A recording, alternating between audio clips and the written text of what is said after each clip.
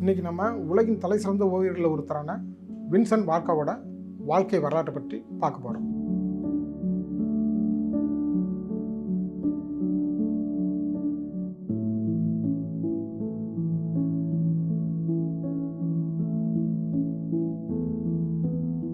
Van Gogh 1853 Netherlands நாட்டில் பிறக்கிறான். ஒரு சின்ன நகரத்தில், அது பெல்ஜியம் பக்கத்தில் இருக்கிற ஒரு நகரத்தில் வான்கோ பிறக்கிறான். அவனோட அப்பா தியோடர். அவன் ஒரு கத்தோலிக்க சபையில் ஒரு பொறுப்பில் இருக்கிறாரு. அவங்க அம்மா அண்ணா.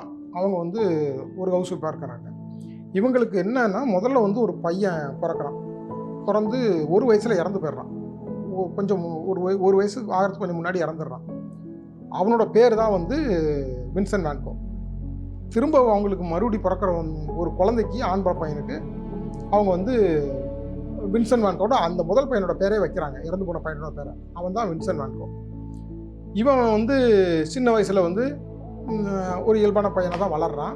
ஆனால் இவனுக்குள்ள என்னென்னா, தான் தன் அண்ணனோட ஒரு அடையாளத்தை தாங்கி இருக்கிறதா, அந்த பேர் இவனுக்கிறதுனால அவன் போகும்போது வரும்போது அவனோட அண்ணனோட கல்றையை அவன் பார்க்குறான். பார்க்கும்போது தன் அண்ணனோட பேரை தாங்கி இருக்கிறது அவனுக்கு ஒரு மாதிரியாக இருக்குது. இப்படி தான் அவனோட பாலியங்கள். இதில் என்னென்னா, தியோடரோட குடும்பத்துக்கு முன்னாடியே, அதுக்கு முந்தின தலைமுறைகள் இருக்கும் ஒரு சிலருக்கு அந்த மனநல பிரச்சனைகள் இருந்திருக்கிறது அப்படிங்கிறது சொல்கிறாங்க. அவங்களோட குடும்பத்தில் முன்னாடி இருந்தவங்களுக்கு ஒரு சிலருக்கு இந்த மனநல பிரச்சனை இருந்திருக்கு அப்படிங்கிறதையும் சொல்லப்படுது. வான்கோ 13 வயசில் பக்கத்து நகரத்தில் இருக்கிற ஒரு போர்டிங் ஸ்கூலில் போய் சேர்க்குறாங்க. அவன் 13 வயசுலேருந்து 16 வயசு வரைக்கும் படிக்கிறான். படிப்பில் அவனுக்கு பெருசாக ஒரு ஆர்வம் இல்லை. அவங்க அப்பா அம்மா கொஞ்சம் வருத்தப்படுறாங்க. வான்கோ 19 வயசில் என்ன பண்ணுறாங்கன்னா, அவங்களோட மாமா ஒருத்தர் மூலமாக கொண்டு போய் ஒரு ஆர்ட் கேலரியில் ஒரு சேல்ஸ்மேன் மாதிரி அவனை சேர்த்து விட்றாங்க. இவன் அங்கே போய் வேலை செஞ்சுருக்கிறான். அவனுக்கு அந்த வேலை கொஞ்சம் நாட்கள் போயிட்டுருக்குது, கொஞ்சம் நல்லபடியாக போயிட்டுருக்குது. அந்த சூழ்நிலையில் அங்கே அவன் ஒரு பொண்ணு மேலே காதல் வைப்படுறான்.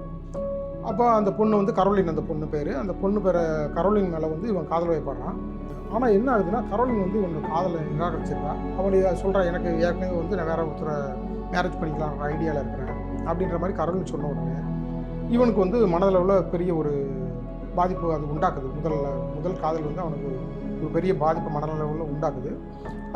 திரும்ப அவன் வேலை செய்கிற இடத்துலையும் சில பிரச்சனைகள் இருக்கிறனால என்ன பண்ணுறாங்க, இவன் அப்புறம் அங்கேருந்து வேலையை விட்டு நின்றுறான்.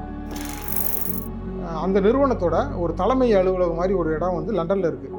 அங்கே இவனை அனுப்பிச்சி விட்றாங்க வேலைக்காக. இவனும் அங்கே போயிடுறான். இப்போ அங்கே போய் அங்கே வேலை செஞ்சுட்ருக்கிறான். அங்கே என்ன பிரச்சனைனா, அது ஒரு கேலரி கிடையாது. அங்கே யாரும் வாடிக்கையாளர்கள் யாரும் வரமாட்டாங்க, அங்கே ஓவியர்கள் யாரும் வரமாட்டாங்க. இந்த மாதிரியான ஒரு சூழ்நிலையில் அது என்னென்னா, அது மொத்தமாக ஓவியங்களை இப்போ யார் ஆர்டர் பண்ணுறாங்களோ அவங்க செஞ்சு கொடுக்குற ஒரு இடமா தான் அது இருக்குது. மற்றபடி அங்கே எந்த விதமான ஓவியர்களை பார்க்குறதுக்கு வாய்ப்பு இல்லை, வாடிக்கையாளர்களை சந்திக்கிறதுக்கு வாய்ப்பு இல்லை. இப்படிப்பட்ட சூழ்நிலை அங்கே வேலை செஞ்சுட்டு இருக்கும்போதுனால அதுவுமே அவனுக்கு செட் ஆகலை. அப்புறம் அங்கேயும் நிறைய பிரச்சனைகள் இவனுக்கு வருது, தகராறுகள் வருது. இதனால் அவன் என்ன பண்ணுறான், அங்கேயும் வேலையை விட்டுறான். இந்த நேரத்தில் அவன் தங்கியிருந்த வீட்டோட உரிமையாளரோட பொண்ணு பூஜின், அந்த பொண்ணு மேலே இவனுக்கு காதல் வருது. 2வது முறையாக இவன் காதல் வயப்படுறான். இந்த 2வது முறையாக அவன் காதல் வயப்படும் போது அந்த பூஜின் இவனோட காதலை அவளும் நிராகரிக்கிறான். அவன் ரொம்ப மிகுந்த ஒரு மன உளைச்சலுக்கு உள்ளாகிறான். தன்னோட 2வது காதலும் நிராகரிக்கப்பட்டதுனால அவன் பெரிய ஒரு மன உளைச்சல் அவனுக்கு வருது. இந்த நேரத்தில் தான் இவன் இந்த காதலை குறித்து எல்லாத்தையும் குறித்துமே தொடர்ந்து தியோவுக்கு கடிதங்கள் எழுதுறத வழக்கமாக வச்சுருக்கிறான். அதே மாதிரி அவன் வேலை செய்கிற இடத்துலையும் அவனோட சின்ன சின்ன பிரச்சனைகள் வருது. அங்கே அவங்களோட இவனுக்கு முன்னாடி இருந்த சீனியர் ஓவியர்களோட இவனால் பொருந்தி போக முடியலை. அந்த மூத்த ஓவியர்களோட இவனால் பொருந்தி போக முடியலை. அதனால் அங்கேருந்தும் இவன் வேலையை விட்டு வந்துடுறான். இப்போ 1876 லண்டன்லேருந்து வர்ற வான்கோ ஒரு கடலோர கிராமத்தில் போய் ஆசிரியராக வேலைக்கு சேர்றாரு. இப்போ அந்த ஆசிரியராக அங்கே வேலை சேர்ந்துட்டு இருக்கும்போது இவருக்கு மதத்தின் மீதான ஒரு பற்று அதிகமாகுது. நிறைய பைபிள் வாசிக்க ஆரம்பிக்கிறாரு, நிறைய ஜெபம் பண்ண ஆரம்பிக்கிறாரு. அப்புறம் ஒரு கட்டத்தில் ஏன் நம்மளும் நம்ம அப்பா மாதிரி ஒரு மதகுரு மாதிரி ஆயிடக்கூடாது அப்படின்ற மாதிரி யோசிக்கிறாரு.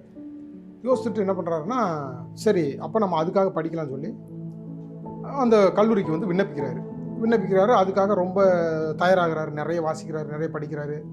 படிச்சுட்டு நுழைவுத் தேர்வு எழுதுறாரு. ஆனால் என்ன ஆகுதுன்னா, நுழைவுத் தேர்வில் ஃபெயில் ஆகிறாரு. இவருக்கு அங்கே கல்லூரியில் சேர்றதுக்கு இடம் கிடைக்கல. இப்போ என்ன பண்ணலாம் அப்படின்னு இவர் யோசனைட்டு இருக்கும்போது அவருக்கு தெரிஞ்ச ஒருத்தர் என்ன பண்ணுறாருன்னா, நீ வந்து என்ன பண்ணு, அங்கே ஒரு நிலக்கரி சுரங்கத்தில் நிறைய தொழிலாளர்கள் வேலை செஞ்சுட்டு இருக்காங்க, அவங்களுக்கு மத்தியில் போய் நீ உன்னோட பிரசங்கத்தை இப்போ நீ பண்ணலாம் அப்படின்னு சொன்ன உடனே இவருக்கு ரொம்ப மகிழ்ச்சியாக இருக்குது. ஓகே அப்படின்னு சொல்லிட்டு என்ன பண்ணுறாருன்னா, நேராக கிளம்பி அங்கே போயிடுறாரு. அங்கே போய் ஞாயிற்றுக்கிழமை அங்கே தொழிலாளர்கள் ஓய்வாக இருக்கிற நேரத்தில் அவங்ககிட்ட வந்து இவர் பிரசங்கிக்கிறத வந்து வழக்கமாக வச்சுருக்கிறாரு. இது வந்து அவருக்கு கொஞ்ச நாட்கள் வந்து அப்படியே போயிட்டுருக்குறது. போயிட்டுருக்கும்போது அங்கேயும் அங்கே இருக்கிற தொழிலாளர்களோட இவர் பழகிற விதம், அவங்களுக்கு நிறைய உதவிகளை செய்கிறாரு. இதை குறித்தும் தியோவுக்கு அவர் நிறைய கடிதங்கள் எழுதுகிறாரு. அந்த மாதிரிலாம் அவர் பண்ணிகிட்டு இருக்கிறாரு, போயிட்டுருக்கிறது. இப்போ என்ன ஆகுதுன்னா, இங்கே இவங்க சபையிலேருந்து ஒரு பிரச்சனை வருது இவருக்கு. என்னென்னா, நீ பண்ணுற பிரசங்கம் வந்து மத நம்பிக்கைக்கு எதிராக இருக்கிறது அப்படிங்கிற மாதிரி அவங்க பேசுகிறாங்க. ஏன்னா இவர் வந்து நிறைய விஷயங்களை வந்து இவர் புதுசாக சொல்ல ஆரம்பிக்கும் போது அது சபைக்குள்ளே வந்து பிரச்சனை ஆகுது. ஆகும்போது இவரை நீ அங்கேருந்து இவங்க கிளப்ப சொல்லிடுறாங்க. இவர் அங்கேருந்து புறப்பட்டு போயிடுறாரு. அங்கேருந்து புறப்பட்டு போய் நேராக ஒரு புத்தக கடையில் போய் வேலை செய்கிறாரு. அந்த புத்தக கடையில் கொஞ்ச நாள் வேலை செய்கிறாரு. இப்போ அந்த புத்தக கடையிலேருந்து கிளம்பி மறுபடியும் நிலக்கரி சுரங்கத்துக்கு வந்துடுறாரு. இந்த நிலக்கரி சுரங்கத்தில் வேலை செய்கிறது வந்து அவருக்கு ரொம்ப பிடிச்சிருந்தது. அதனால் மறுபடியும் அவங்ககிட்ட வந்து பிரசங்கம் பண்ணலான்னு சொல்லி வந்துடுறாரு. இப்போ இங்கே இருந்து பண்ணிக்கிட்டு இருக்கிறாரு. இது அவருக்கு ரொம்ப மனசுக்கு ரொம்ப பிடிச்ச வேலையை செஞ்சுட்ருக்கிறாரு. இது குறித்து அவங்க வந்து சைடு சபையிலேருந்து எதுவும் கேட்க முடியாது. ஏன்னா இது வந்து இவராக வந்து மனமும் வந்து அதை பண்ணுறாரு. அதனால் யாரும் கேட்க முடியாது. அதனால் அவங்களுக்கு நிறைய உதவிகள் செஞ்சுக்கிட்டு அங்கேயே தங்கியிருந்து பண்ணிட்டு இருக்கிறாரு. அங்கே கொஞ்சம் ஓவியங்கள்லாம் வரைய ஆரம்பிக்கிறாரு. அப்படியே அவரோட நாட்கள் போயிட்டுருக்குது. இப்போ வான்கோ வந்து வரைகிறதுக்கு மாடலாக வந்து ஒரு பொண்ணு வந்து வர்றாங்க. அந்த பொண்ணு வந்து ஒரு விபச்சாரி. அவளுக்கு வந்து ஒரு பையன் இருக்கிறான், ஒரு 4 வயசில் ஒரு குழந்தை இருக்குது. இன்னும் அவள் கர்ப்பமாகவும் வேற இருக்கிறான். இந்த சூழ்நிலை வந்து வான்கா வந்து அவளை திருமணம் பண்ணிக்கணும்னு விரும்புகிறான். அவளுக்கும் வந்து வான்கா மேலே ஒரு நல்ல அபிப்பிராயம் இருக்கிறதுனால 2 பேரும் கொஞ்ச நாளைக்கு அவங்க இணைந்து இருக்கிறாங்க. ஆனால் வந்து ஒரு கட்டத்தில் வந்து அவளுக்கு கொடுக்குறதுக்கு பணம் கூட வான்காட்ட இல்லாமல் போயிடுது. இனிமேல் அவள் வரமாட்டா அப்படின்னு இவங்க நினச்சிக்கிற நேரத்தில் அவள் திரும்பி வர்றான். வந்து நீ என்ன வந்திருக்கிறன்னு கேட்கும்போது, இல்லை உனக்கு சாப்பிட எதனா இருக்கான்னு பார்ப்பாங்க அப்படின்ட்டு அவள் ஒரு உருளைக்கிழங்கு அமைச்சு சொல்கிறான். அதை அவனுக்கு வான்கா கொடுக்குறான், அவன் சாப்பிட்றான். இப்படி அவளோட நட்பு அவனுக்கு இருக்குது. ஒரு கட்டத்தில் அவளையும் விட்டு பிரிய வேண்டிய சூழ்நிலை வந்து பிரிஞ்சு போயிடுறான். வேற ஒரு இடத்துக்கு போகிறான். அங்கே உட்காந்து கொஞ்சம் வரைகிறான். அந்த இயற்கையான காட்சிகளை வந்து அவன் அங்கே தான் வரைகிறான்.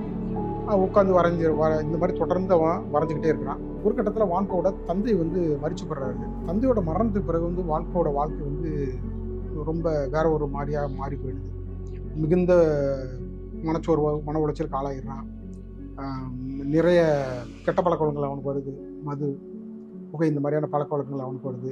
ஒரு கட்டத்தில் வந்து அவனோட பல்லாம் உதிர்ந்து போகிற அளவுக்கான ஒரு நிலைமைக்கு அவன் போயிடுறான். உடல் முள்ள வந்து சுத்தமாக சரியான சாப்பாடு எடுத்துக்காமல் தொடர்ந்து வந்து பட்னியார் நீண்ட நாட்களுக்கு சாப்பிடாம எடுத்துக்கிறது இருந்ததுனால உடல் சோறு விட்டுரு அவன் பல்கள்லாம் விழுந்து போகிற சூழ்நிலைக்கு போயிடுறான். அதுக்கு தனியாக மருத்துவமனைக்கு போய் சிகிச்சை எடுத்துக்க வேண்டிய சூழ்நிலை வருது. எல்லாத்துக்குமே கூட வந்து அவனோட சகோதரன் தியோ இருந்து மிகப்பெரிய உதவியை வந்து வான்கோ செய்கிறான். ஒரு சமயம் வந்து வான்கோ ஒரு வீட்டில், ஒரு ஏரியாவில் வந்து ஒரு வீட்டில் குடியிருக்கான். அந்த ஏரியாவில் இருக்கவங்கலாம் சேர்ந்து காவல்துறை புகார் வான்கா மேலே கொடுக்குற அளவுக்கு அவனோட நடவடிக்கைகள் இருக்குது. திடீர்னு இரவு நேரங்களில் எழுந்து சத்தம் போடுறது, எரிஞ்சு ஓடுறது, தனியாக யாரோட பேசுறது, அப்புறம் நிறைய பெண்கள் அவன் மேலே குற்றச்சாட்டுகள் வச்சாங்க. இவன் வந்து எங்களை நைட்டு தொடர்ந்து வர்றான், இரவு எங்கள் வீட்டுக்குள்ளே வந்து இவன் வர்றான், இந்த மாதிரியான புகார்கள்லாம் அவன் மேலே அந்த ஏரியாவில் இருக்க எல்லாருமே சேர்ந்து கொடுத்து அவனை அந்த வீட்டையே காலி பண்ணுற அளவுக்கு பண்ணிட்டாங்க. அந்த அளவுக்கு வந்து வான்கோவோட மனநிலை வந்து அந்த அளவுக்கு போயிடுச்சு. ஒரு கட்டத்துக்கு மேலே அவனுக்கு காதுகளுக்குள்ள நிறைய குரல்கள் பேசுகிற மாதிரி கேட்கறது, இரவு நேரங்களில் வந்து யாரோ இவனை கூப்பிட்ற மாதிரி கேட்கறது, யாரோடைய இவன் பேசுறது, இந்த மாதிரி ஒரு முற்றிய மனநிலை பிறழ்வுக்கு ஒரு ஆளாக ஒரு கட்டத்துக்கு மேலே அவன் மாறிட்டான். திரும்பவும் வந்து மறுபடியும் மனநல மருத்துவமனைக்கு போய் அங்கே சிகிச்சை எடுக்கக்கூடிய அளவுக்கு போயிடுச்சு. இப்படி இந்த நெருக்கடிகளுக்கு நடுவில் தான் அவன் ஆனாலும் தன்னோட கலையை அவன் ஒரு நாளும் கைவிட்டு விலகவே இல்லை. ஏன்னா அதில் ஏதோ ஒன்று அவன் கண்டடையணும்னு நினச்சான். அது வந்து அவன் முழுசாக அதை கண்டடைஞ்சான்னு நம்ம சொல்ல முடியாது. ஆனால் தொடர்ந்து வந்து அதோட அந்த படைப்போட வந்து ஒரு புரண்டுக்கிட்டே தான் இருந்தான். அவன் அதை விட்டுட்டு எங்கேயுமே போகலை. எந்த ஒரு சூழ்நிலைக்கு போகும்போதும் அவன் வரைகிறத வந்து ஒரு காலத்தில் அந்த 10 வருடங்கள் 27 வயசுலேருந்து 37 வயசு இந்த 10 வருடங்கள் வந்து அவன் தொடர்ந்து வரைஞ்சிக்கிட்டு அவனோட இறுதி காலங்களில் வந்து அவன் வந்து ஒரு அசுரத்தனமான ஒரு மனநிலையோட தொடர்ந்து வரைஞ்சி தள்ளிட்டு இருந்தான்னு கூட சொல்லலாம். அவ்வளவு ஓவியங்களை வந்து கிட்டத்தட்ட 400க்கும் மேற்பட்ட ஓவியங்களை வந்து அவன் தன்னோட இறுதி நாட்களில் வந்து வரைஞ்சிருக்கிறான். முக்கியமான அவனோட ஓவியங்கள் எல்லாமே அவனோட மிக மனப்பிரல் உச்சத்தில் இருக்கும்போது வரையப்பட்டது தான். அந்த பொட்டோட்டோஸ், அந்த உருளைக்கிழங்கு சாப்பிட்ற தொழிலாளர்களோட ஓவியமாக இருக்கட்டும், இல்லை ஸ்டாரி நைட்டாக இருக்கட்டும், இந்த மாதிரியான புகழ்பெற்ற அவனோட ஓவியங்கள், அந்த தொழிலாளரோட அந்த ஷூ மட்டும் வரைஞ்சிருப்பான் அவனோட ஓவியங்கள். இந்த மாதிரி புகழ்பெற்ற ஓவியங்கள் வந்து அவனோட மனப்பிரலோட உச்சத்தில் இருந்து தான் அவன் வரைஞ்சான். ஒரு காலகட்டத்தில் வந்து வான் கோ மனிதர்களே வரையதை விட்டுட்டான். வெறும் பூக்கள், இயற்கையை மட்டுமே வரைஞ்சிட்டு இருந்தான். அந்த மாதிரியான ஓவியங்கள் அப்போ வரைஞ்சது தான் மிக புகழ்பெற்ற சூரியகாந்தியோட ஓவியம். சூரியகாந்தி பூக்களோட ஓவியம் வந்து ரொம்ப அப்போ வரைஞ்சது ரொம்ப புகழ்பெற்ற ஒரு ஓவியம் இருக்குது. இது மாதிரி அவன் வந்து தொடர்ந்து தன்னோட இறுதி காலம் வரைக்கும் வரைஞ்சிக்கிட்டே தான் இருந்தான். வரைஞ்சு கொண்டு இருக்கக்கூடிய ஒரு ஆளாக தான் இருந்தான். ஒரு சமயம் வந்து மஞ்சள் வீடு அப்படின்னு அழைக்கப்படுற ஒரு வீட்டில் வான்காவும் அவனுக்கு மூத்த ஓவியர் ஒருத்தரும் 2 பேரும் தங்கியிருக்காங்க. அங்கே உட்காந்து நிறைய ஓவியங்கள் வரைகிறாங்க. அப்படிப்பட்ட நேரங்களில் வந்து அவருக்கு வான்காவோட வரைகிற ஓவியங்கள் மேலே சில விமர்சனங்கள் இருக்குது. அவர் அதை சொல்லும்போது வான்காவுக்கு வந்து அதை ஏற்றுக்கணுங்க. 2 பேருக்கும் நிறைய கருத்து வேறுபாடுகள் வருது. நிறைய நேரங்களில் அந்யூன்யமாக இருக்கிறாங்க, நிறைய நேரங்களில் கருத்து வேறுபாடுனால சண்டை போட்டுக்கிறாங்க. ஒரு கட்டத்தில் 2 பேருக்குமான அந்த வாக்குவாதம் வந்து முத்தி ரொம்ப பிரச்சனை அதிகமான உடனே அவர் வந்து அந்த அறையிலேருந்து கிளம்பி வர்றாரு. அவரை பின்னாடியே ஃபாலோ பண்ணிட்டு போகிற வான்கா வந்து கையில் வந்து ஒரு சவர்க்கத்தை எடுத்து போகிறான்.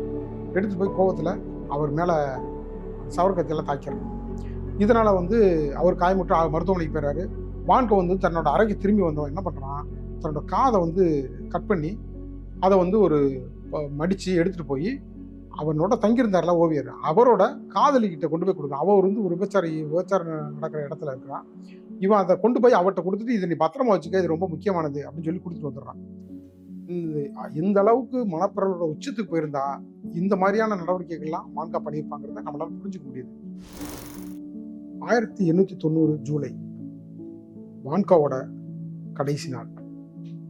மருத்துவமனையில் அனுமதிப்பட்டிருந்த வான்கோ அங்கிருந்து கிளம்பி வெளியே வந்து ஒரு தோட்டத்துக்கு போகிறான்.